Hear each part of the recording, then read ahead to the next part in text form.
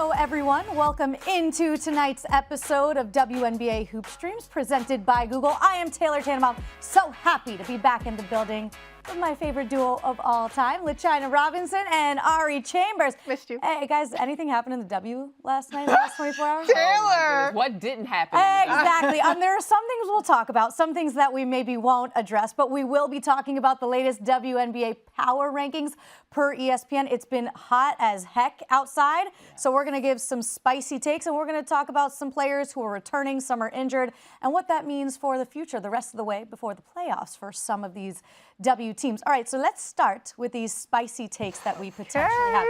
And we're going to talk about, we'll decide who's the spiciest, who's mild, medium, hot. How do you like your wings? Well, I'm vegan. I'm not spicy. I'm definitely mild. More barbecue, ranch, all flats. Like honey, crispy. garlic. Tripping. I like the spiciest of the spicy. I like it to burn my stomach a little bit. Shocker. She's a spicy I kind just of want girl. to feel. My take's kind of mild, but you guys can decipher this. I think one of the biggest pieces of news from last night was the return of Cameron Brink to the LA Sparks floor because she's been out for the last 13 months with that ACL injury. So she made it out there, only played about 14 minutes, 5 points, 3 rebounds, but she did play. She made her first shot of the game, which was really awesome to see. She had so many friends and family in the stands. So I think with her return, that could spark the Sparks making a run to the playoffs. Okay. So I think, look, they're teetering right now on the edge, and they had a 5-game win streak going into last night's eventual loss to the Aces because Asia Wilson literally just lost her mind. 10 for 10 in the first quarter alone. She had 20 in the first. Yeah, she had 17 in the first quarter, which was insane, and it's really hard to combat that. But I do believe that's my take, is I think with Cam Brink out there, it'll take a second to get into playing form. But I think she can help boost them to the playoffs. I think when we look at strength of schedule for the rest of the teams, the bottom teams are up for grabs. I feel like outside of the 12th and 13th spot, it's very well for anybody's game. And Cameron adds, the length, the disruption. You saw her get out there and block. She just has to settle in her confidence. Her coach, Lynn Roberts, said, hey, I'm not necessarily focused on you being offensive right now, just focus on the defense, and she's going to help them that way. I'm taking your spice. I'm buying it. However, what I will say is I believe that the Sparks were going to be a playoff team even before they got back because they did win 5 games in a row, including going to New York and beating them on their home floor, and are just playing so well. I think in the month of July, they are the best offensive team in the WNBA, and they were trending up. You add Cam Brink to that, and it only gets better. Then maybe you have a chance to win a playoff game or two, or maybe upset a team. But I believe that this team was already pushing their way into the playoffs before Cam's return. What do you feel like's been the biggest shift? Like what's Rakia said it out her mouth that they had some chemistry issues within the first month that they've resolved, and they're just going to continue to grow together as a team. They understand each other a lot more. Obviously, when you have a new coaching staff, it's a hard adjustment, but new coaching staff, new players, it's just a matter of gelling. I think for me, it's been watching the play of Julie Alamon. They had some inconsistency at the point guard spot throughout the beginning of the season, had a couple different players there. She was gone for international competition. Julie Alamon is one of the most underrated point guards in the WNBA. She can shoot the three. She's tough. She's physical. She gives you good size. And I just think she gives them the balance they need. Add on to that the level at which De'Arca Hamby has been playing. She was just named Western Conference Player of the Week. She has raised her game a level. I think not being named All-Star was something that may be motivating her. We see that on a couple different teams. May have happened with Enrique too. But so I think that this is a team that's definitely trending in the right directions in a number of ways. And quickly, having a solid point guard is very scary. Like we're in a point guard shortage, a pure point guard shortage in the league, so it does give them the advantage. Okay, so we'll see. Maybe not so spicy, but it has a little bit of flavor to it. Okay, Ari, Miss Spice herself, give us yours, please. Atlanta Dream will make the finals. Am I crazy? Say it again. Atlanta Dream will make the finals. No, they can win against anybody and they can lose against anybody. So it's just a matter of, hey, what's their health looking like? Is Ryan Howard going to be back? But they have all the pieces that they need to make the finals. We saw them beat teams like New York and Phoenix and Minnesota, but then also lose to teams like Connecticut Sun and Dallas Wings. And so I'm just worried about the dependency of consistency within them, especially you saw last night, Alicia Gray had a couple of shooting slumps. But when you have Jordan Canada, who is just upped her game this season. So quick. So quick. She got a shot about it now. Okay. Like, look at her go. When you have Alicia Gray, who can really maintain the slack that Ryan is out, and Naz Hillman becoming more confident. Her teammates are saying, hey, we don't have to treat her like the manager anymore. She's more confident shooting. That's a recipe for greatness. It's also been the resurgence of BG in these last few games. BG was the key to them winning in Minnesota. You win in Minnesota on their court, and you're making a statement. I mean, to me, that's the game that says, yes, Ari, I agree with you that they can get to the finals. I've been very impressed with Atlanta for all the reasons that Ari just mentioned, but that win in particular, and BG showing that I'm still the toughest matchup on the floor, and there's something that I bring every night at 6'9", whether it's just contesting shots. She may not block it, but she is going to deter people in the middle, and she's just a matchup problem. And I think they've been kind of loading her up as the season has gone along, depending on how her body feels. Not playing as many minutes early, but she could end up being an X Factor. Dang, Phoenix, X Factor. Look, X Factor. I see what you did. And she draws so much defensive attention. Last night you saw her triple team, so that just leaves the rest of the team open. So, and especially when you have Jordan Kennedy, who's confident now shooting. I mean, hey. Yeah, I think that veteran presence too, just that intangible, is really going to be a difference for the Dream. Okay, we like it. Is it spicy? I don't know. That's a little mild for me too, because I think Atlanta, I think they've been proving it all season. But I think I have the spiciest take. All right, come on. Okay, LaChina. So my take is that a team outside of the top 4 is going to make the finals. Now, the top 4, as of today, standings could shift. But not by team. I just think that someone who's out of in that 5 through 13 spot, well, 5 through 8 make the playoffs. They're going to advance. And it's only happened twice in history. Y'all know what it was? Was it Chicago in 2021? There you go. Wow. Yep, Chicago and Phoenix. What's about me? I know my history. So every other year, the teams that make the finals come from the top 4 teams, except for 2021. I think this is another year where the team from the bottom half of the playoff group is going to make the finals. And that speaks to the depth of the league and just how much better the talent level has increased in the competition. It's how balanced the league is. Right. Like, whether it's been injuries or players missing from Eurobasket, like, no one has really, with the exception of Minnesota, and we know that if New York was healthy, like, they would both be pulling away, but at the end of the day, they're not going to have a lot of time to really get that high level of continuity headed into the playoffs. So all these other teams have an opportunity, and everybody's in the mix. Like, no one is really, like, that pack is packed. And I just think it makes things wide open in the playoffs. I don't know if it's that spicy, because now I'm looking at, I think Seattle's in the 5th spot. I mean, if Seattle makes the finals, okay. But if it's only happened one other year. The finals, not just advance, like the finals. If it's only happened one other time in history. I mean, hey, we're out here making history in the W this season. It's a historic year. Okay, fine. All right, I think you take the cake. Okay, mine's the least spicy, so you're in the middle. I guess I'll be medium. It's okay. There's nothing wrong with a little bit of spice. I do think nothing mine is wrong. A hot take, though. And we will continue to have hot takes, because I think things are going to be ever changing in the W the rest of the way. We have a lot of time to go before we get to the playoff picture, and I think those final few spots, it's going to come down to that final week of the regular season as everything pans out. Okay. So let's talk about those WNBA rankings that just came out here recently per ESPN. Time to look at our fan searches presented by Google. Fan searches for those rankings spiked 200% over the past week because the people are curious. Okay. Right now, ESPN has the Minnesota Lynx up there at #1 in the power rankings this week. And I would probably think all of us agree that would be the spot. Are they the team that has completely separated themselves? We just kind of noted this, but are they the sure bet to be at the top when it's all said and done, in your opinion, right now? Listen, LaChina always says this. I'm going to take the words out of your mouth. Minnesota is beatable. They have been proven to be beatable now, and they're on the fragile path. LaChina, I'll let you, because this is your point, but I just know that that's resonated in my head. That she said a couple weeks ago. It's a mighty giant until you slain that giant, and then people can continue to do it. All right. Yeah, and I just go back to the fact that Atlanta just beat them at home. And when you start to beat a team in places where they don't think they're vulnerable, you can start to second guess yourself a little bit. I think we all thought they were going to come in and run the table based on how the finals ended last year, but I mean, those might have been high expectations, and I just think that they have shown that they do have some weaknesses and that they can be beat. And so, no, I'm not convinced. maybe with the momentum for the rest of the regular season, but they're not unbeatable in the playoffs. All right. So yeah, I look at the 2 spot with New York. At the beginning of the season, they were undefeated for a while. And so I thought New York would be the unbeatable team, but then their strength of schedule got harder, right? We've but talked then about that. I'm looking forward. They have a fairly moderate to easy schedule, so I see them staying in that upper echelon top 2 spot.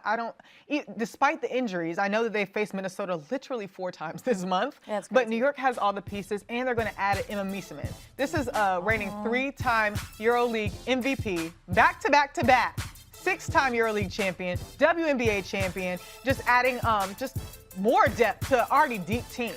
And it's kind of risky, if you ask me, adding Emma into a team at this point in the season. But because New York has so many injuries, they're going to be a hodgepodge anyway. Right. And all you want if you're Sandy Brondello is to get a good stretch of games with your entire roster available headed into the playoffs. They're talented enough. The system they run is positionless, so it's not like you have to you stay in there and you shoot there. Like whoever's on the floor, they know how to run, cut, pass, screen. It's continuity offense, so they should be fine. But they do need to have their rotation available and set in play before playoffs, or your confidence, in my opinion, and your timing may not be there. Yeah.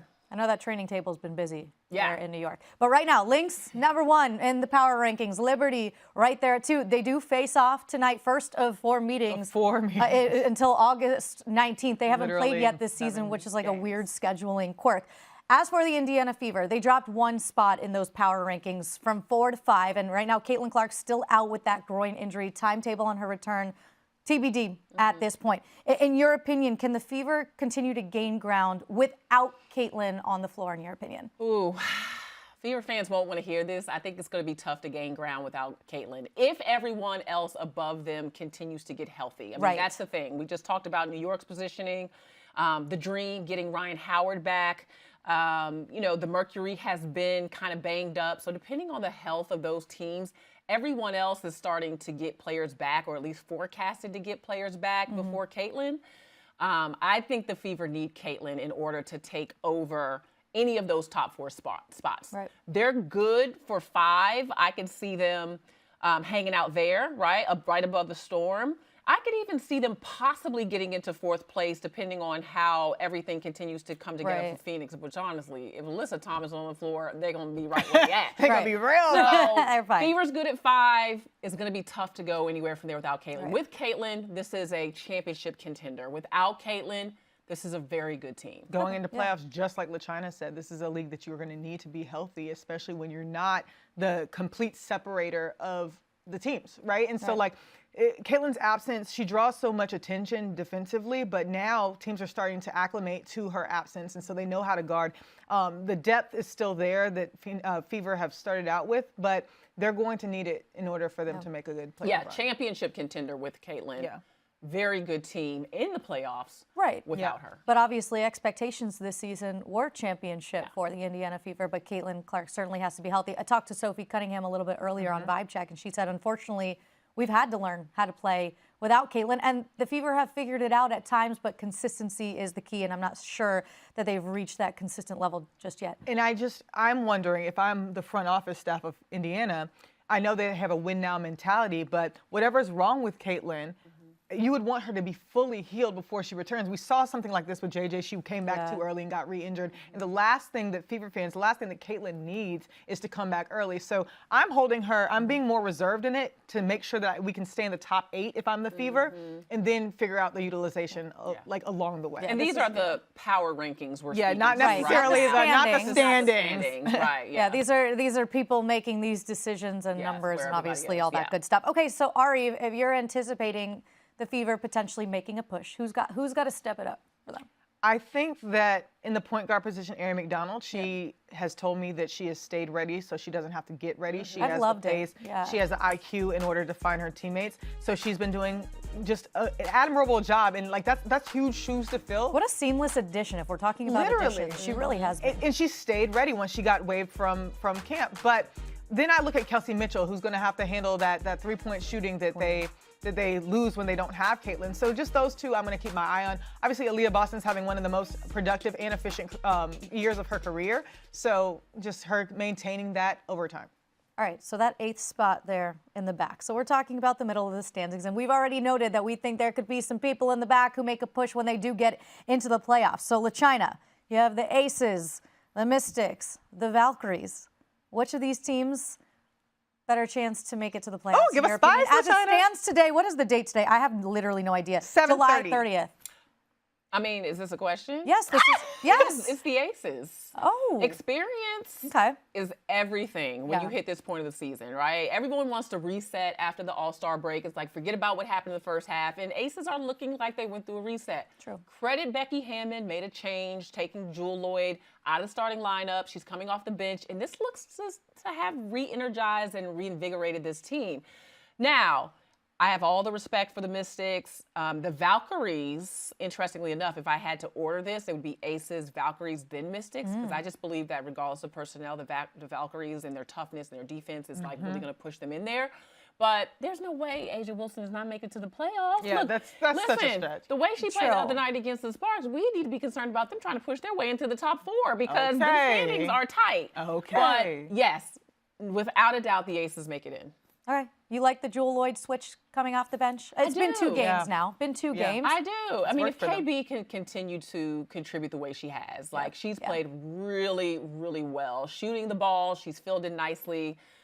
I mean, maybe it's not a long-term fix, but for now, like sometimes you just have to make a change to see if you can shift the energy, and they look renewed. Yeah. And the shakeup is working. Yeah, it's working, and we'll see if it continues to work for the Aces. But LaChina said that very, very confidently. Speaking of the Mystics, we've enjoyed watching the rookie duo of Kiki Iriefin and Sonia Citron really dominate on the court this season. And Ari got a chance to talk to Sonia earlier today.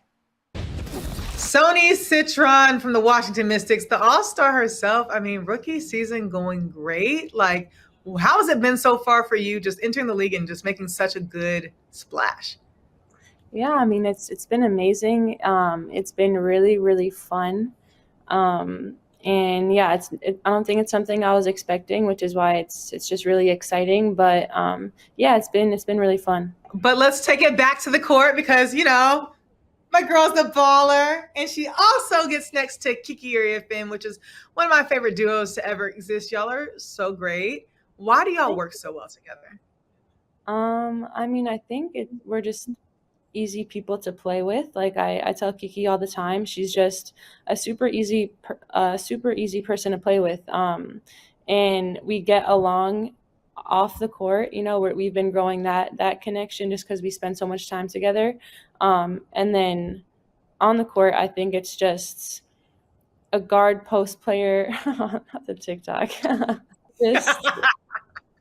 Oh goodness. Yeah, again, I just think she's a really easy person to play with. Like, she's an amazing screener. She has such a big presence in the paint that the outside-inside game just works really well. Mm-hmm. And your entire class is just honestly easy to root for. What's impressed you most about your class this season? I just think how fearless we've been. I think we've just all came in just hooping, doing what we do. Yeah, I mean, again, just not being scared of making mistakes and just going out there and playing our game. Yeah, so what's the next gear of Sonia Citron look like? Oh, I don't know. I mean, I think I just want to keep getting better. You know, I want to take it one day at a time. Even in season, I know people think like to get better, sometimes you have to wait till the off season. I don't think that's true. And I think my position coach and player development coach has really taught me that. You know, we do daily vitamins every day, and we can't do a lot of running or a lot of physical work just because of our schedule, but the little things that we do and that he teaches me have been working. So I don't know what the future holds, but I know I just want to take every day, just take it one at a time, and just keep trying to get better, like never lose that grind and that want to just be better. So wherever that takes me, it takes me. I'm not sure, but. Well, Sonia, who am I to take away from your grind? Go ahead and back to the grind. Thank you so much for coming through today. Thank you. Wait, are you guys taking your daily vitamins? I mean, I need to so I can move like Sony. I know, right? There you go. Come on, LaChina. You're gonna need a little more than that. Okay. That's not a basketball move, okay? It could be. It could be. Shake and bake. However you get it done, This is true. it's got to work. What's impressed you most about what Sony's been able to do in the transition from college at Notre Dame to what she's doing in the W now? I've said this before, the gap is closing with Yeah. college readiness in the WNBA, and I think Sonia Citron is a perfect example of that, and how easily and seamlessly she has integrated herself into this league. The speed of the game, the strength of the game, as poised as she was in that interview, that's exactly the same temperament she has in the game. Like nothing rattles her. And that signals to me also a mental toughness, right? She was ready for this league, ready for the aggressiveness, and to me, like, the sky's the limit for her. Like, we're going to be talking about a multiple-year all-star, like, for the rest of her career. Yeah. No notes. The composure itself just sends her into a different echelon of player. She was a big fish in a small pond in Notre Dame, and now she's a small fish in a huge pond. 156 players that she has to show out. She's an all-star her rookie year. That has to give her the confidence going into the next half of the season, and she's focused. And I've loved getting more of her personality. Like, you're seeing just a different side of Sony, and I think that's really cool. So I we'll agree. see how that continues to progress. Love the duo of her and Kiki there in Washington. Okay, we're going to try a new segment. It's called Dubmoix. Dubmoix. Okay, and it's a play on Dubmoix. If you follow on Instagram, it's like a little gossip page, if you will, and people send in anonymous submissions about celebrity drama and tea. So we have our own version here on WNBA Hoop Streams. So I'm going to read an anonymous submission, and we are going to chat about it. I'm nervous. Here's the first one, okay? And the subject line coming in says, coaching conundrum. This Dallas-based head coach is continuously missing the mark with his team and its future superstar. That would be Paige Bueckers. Based on recent losses, how much faith do his players actually have in his coaching decisions is the real question. And I think a lot of us on social media, if you've been following, saw the clip from earlier in the week. Some confused faces on the bench when a play was being drawn up. What's going on there in Dallas? They did have a great win this week, though. What do you make of a little gossip there? Some of the tea there. What, you two? It's interesting because I looked at the Liberty press conference, and somebody asked Sabrina, is it coaching or is it, y'all that causes these losses? And Sabrina said, it's never us. I mean, it's never the coaches. It's we're the ones on the team. Right. And so I think that when things aren't set out to have the results that people had hoped for you in the beginning, it's easy to point the fingers. Now, I'm not in the huddle. I don't know necessarily what the players are feeling in real time. I do know their reactions, and we saw them on the internet, but I think it's just a matter of gaining trust between players and coaches. It's a matter of buying into his system, and I think he still has a long way to prove that. Yeah. Yeah, I mean, he's a first-year head coach, right? Someone in a leadership position said, hey, we're going to give this guy a chance, but is he going to come in and be a veteran Cheryl Reeves, Sandy Brondello type? No. Right. We're still finding out what his capabilities are. I think he's still figuring out. It's like drinking from a water hose coming into a head coaching job. You hear coaches say all the time that 8 inches from assistant to head coach is the biggest leap you could take. So I liked what I saw from Dallas. I was there for their game against New York. With Arike playing inspired, just making amazing decisions. Like what she did the other night, just assist-wise. 15 points and 10 assists in the first half. Right. Like with her distributing the ball, making good decisions. I like the rest of the season and what it can look like for this team. I love their bigs. Lee Yaru is great. Luisa Geisel-Soder is amazing. So you can talk about the coaches, but I would rather really focus on what we're seeing happening with this team. Right. On the court, and they've continued to get better. They started like 1-11, and they might be like making this number up 7-8 in their last 15, but they're moving in the right direction. Great math there. But you have seen progress, and progress is all you can ask for in a first-year head coach and the team that he's put out there on the floor. Okay, how about a little bit more juicy tea? This one, the title is Superstar Shutdown? ? This is a question mark. I can't believe I'm saying this, but it may be time for Chicago to shut down their star player for the rest of the season. A spot in the playoffs is so far from reasonable, and injuries keep plaguing them. Seriously, something needs to change, and it may be time for someone to go. Who to go? Not Angel Reese? No.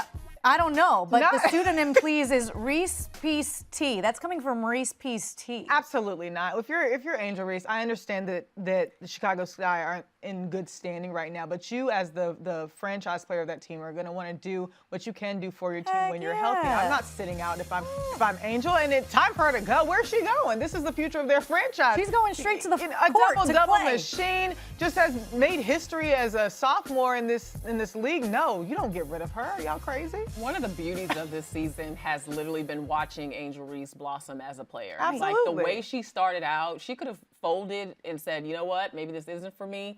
She continued to fight, show up every day at practice, show up at shoot-arounds, which I've been there, and work on her game and work hard and get to know her teammates. I mean, this is a success story when you look at her numbers right now from where she started, and she's so much fun to watch. She loves to play the game of basketball, so she's not going to want to sit out. Yeah, and she's a in her second year in the league, she's still growing leaps and bounds, and every time she touches the court, is another opportunity for her to get even more better and more confident. From the concrete, you know that a flower will grow, right? Like, she is so resilient, and she's the walking depiction of, hey, I can handle adversity. So not only is your skill set reflected, but you're just a leader on your team despite being one of the youngest players. Yeah. And she's well respected by people around the league for a very good reason. So do not quit on the Sky and Angel Reese just yet. She's certainly not going to quit. If we know anything about her, she's a competitor. Okay, I think we have maybe one more submission to get to. Okay. Right person, wrong team? Question mark. This is from Sin City Swish. I love the names. Oh, y'all these messy. pseudonyms. This Vegas team has too much talent and vets for them to be looking this hot and cold. Who knew benching Miss Newbie, which I think they're referring to Jewel Lloyd, would finally get her cooking? I'm still not 100% convinced that she's the right fit for my Aces, and I'm standing on business with my take. But we just noted this. LaChina just said that they're going to make a playoff push. You believe if in that ace spot it could be the Aces because they're playing a little bit better right now? They are. I mean, Jackie Young had a triple-double. Let's not forget about that. Jackie Young has been on an absolute tear. Right. She's probably been the most consistent player next to Asia Wilson, but Jewel Lloyd was struggling, and that's a coach's job, is to help you figure things out. Becky's been very supportive of her this year, but she's saying, let's put you in the best position to be successful. And they have looked much better on both ends of the floor since the change was made. Having her come off the bench is probably the best thing, especially right now. We've seen success in that. Coming from a Seattle team that she hasn't necessarily had to be the best player on the team, but she can show up when it counts. And I think that the pressure of integrating her into the Aces was something that she had a hard adjustment to, right? And so just figuring out what works, and it's working right now. Yeah. Miss Newbie is crazy. Miss Newbie We're not is giving nuts. up on Jewel Lloyd. No, I am a traditionalist, and I still stand by the fact Jewel Lloyd is clutch, and so I just can't wait to see her prove to everybody she's clutch. And respect. She's taking that coming off the bench in stride, and she's showing what she can do in whatever spot she is in with this team. Okay, looking ahead to tonight, because there is some W action on the floor coming up right now. It's the big matchup of the night between the Liberty and the Lynx. First time they are meeting since the finals last year because of that scheduling quirk. This will be the first time of 4 times they meet before August 19th, which is crazy, so get used to this. That's at 8 o'clock on ESPN. What are you eyeing in this matchup tonight? One team a little bit wounded, the other team right now at the top of the standings. Despite the wounds, how are you coming out? With effort on both ends of the floor. You don't have the time to operate in a deficit. They need to figure out how they can contain Minnesota and score on Minnesota. Minnesota Lynx are the #1 defensive team in the WNBA. How can you get your shot up? And because they're going to be playing smaller, I'm looking at the Natasha Cloud and Sabrina Ionescu conjunction versus Courtney and Kayla McBride. Yeah, I think all the question marks are on the Liberty side of things because of the way they just performed against Dallas. I agree with Ari. It's going to be how do they come out in the first few minutes. They've been getting off to very slow starts, and one player I have my eyes on is the most efficient player in the league, and that's Leonie Phoebish. She is on track to shoot a 50-50-80 this year. 50% from field, over 50% from 3, over 80% from the free throw line. She has to do more for this team. I know she's only in her second year in the WNBA, but she was huge for them in the finals. She's been in pressure moments. I think they need more from her on both ends of the floor, in the absence of Breanna Stewart in particular. Yeah, and her size, too.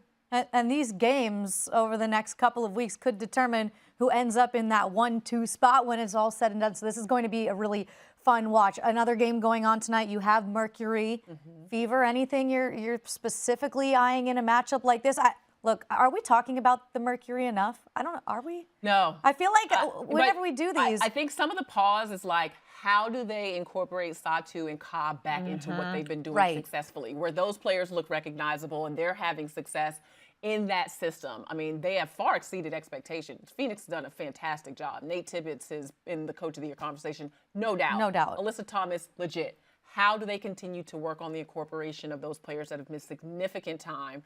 Also, DeWanna Bonner now a piece, and start to really, work in concert and work together with their chemistry. I'm just looking at health going forward, just like you said, Ka and Satu, the integration of them. And then when we talk about standings as a whole, just the health of teams is going to really matter. And these are the games, I know we keep reiterating this, but as you get into the month of August and into September, these are the games that could be the difference between where you end up in the standings. Also, Dream and Wings playing tonight. I know the Dream just lost back-to-back a tough one on their home floor to the Valks. So we'll see if they're able to bounce back against the Wings. They lost to before. Right. So, and look, we just noted the Wings maybe getting something together right now. I loved what I heard from Arike and Paige saying, like, we're taking accountability. There's Stewie giving her pep talk to the team. I like looking the swag. very wealthy. Yeah. Yes. When Brianna Stewie's not Stewart playing. speaks, everyone's listening. On that And note, I'm looking because that warm-up is fire. How huge is the news, though, that it's not as bad of an injury as it could have been for Stewie? Oh, the major. best news. Oh, my gosh. Yeah, that would have been tough. There were a couple of really big injury scares, I feel like, over the last couple of Like, weeks. can But I'm everybody relax? Well, it's